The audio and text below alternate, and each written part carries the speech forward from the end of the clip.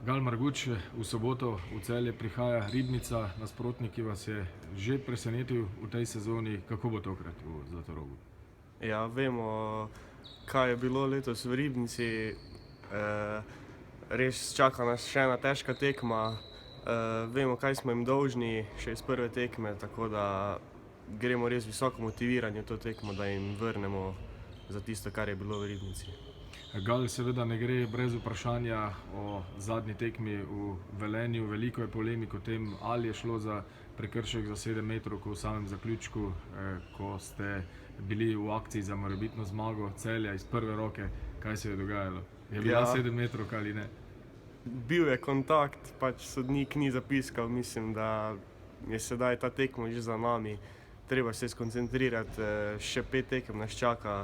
Še zmeraj imamo vse v svojih rokah, tako da 5 tekem dobimo, da pridemo do našega cilja. Najlepša hvala za pogovor.